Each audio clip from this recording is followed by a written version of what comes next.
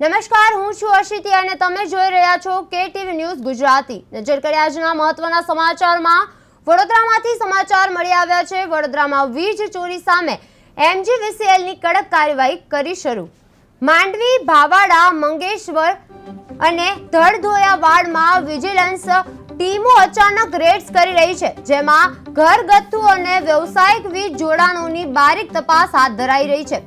ખાસ નજર લગાવવામાં આવી રહી છે મીટર છેડા અને ગેરકાયદેસર કનેક્શન પર અગાઉ 43 કેસોમાં ₹55 લાખથી વધુની વીજ ચોરી ઝડપાઈ હતી।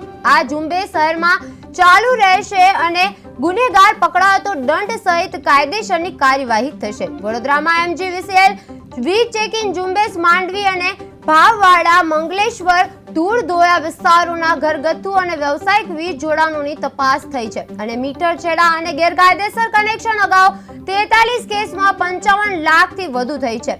ઘરગથ્થુ વ્યવસાયિક વીજ જોડાણોની તપાસ થઈ છે। મીટર છેડા અને ગેરકાયદેસર કનેક્શન અગાઉ 43 કેસમાં 55 લાખ જેટલું થયું છે। માંડવી, ભાવવાડા, મંગલેશ્વર અને ધૂળધોયા વિસ્તારોમાં થયું છે। વડોદરામાં એમજીવીસીએલ વીજ ચેકિંગ ઝુંબેશ ધરાય છે। માંડવી, ભાવવાડા, મંગલેશ્વર અને ધૂળધોયા વિસ્તારોમાં ઘરગથ્થુ વ્યવસાયિક વીજ જોડાણોની તપાસ થઈ છે। મીટર છેડા અને ગેરકાયદેસર કનેક્શન અગાઉ 43 કેસમાં 55 લાખ જેટલી થઈ છે। ઘરગથ્થુ વ્યવસાયિક વીજ જોડાણોની તપાસ, જેમાં મીટર છેડા અને ગેરકાયદેસર કનેક્શન થયા છે મંગલેશ્વર, ધૂળધોયા અને ભામવાડા વિસ્તારોમાં।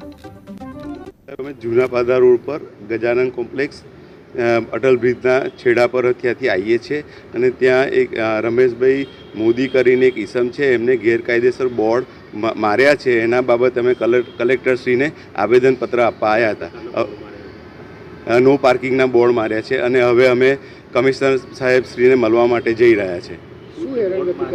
એ બોર્ડ મારીને પોલીસને ઘડે ઘડે બોલાવી લે છે અને જો એમને આપણે કશું પૂછવા જઈએ, વાત કરીએ તો આપણને ગમે તેવી ભાષા બોલે છે। તો એનાથી અમે ઓલરેડી 2 FIR તો થઈ ચૂકી છે।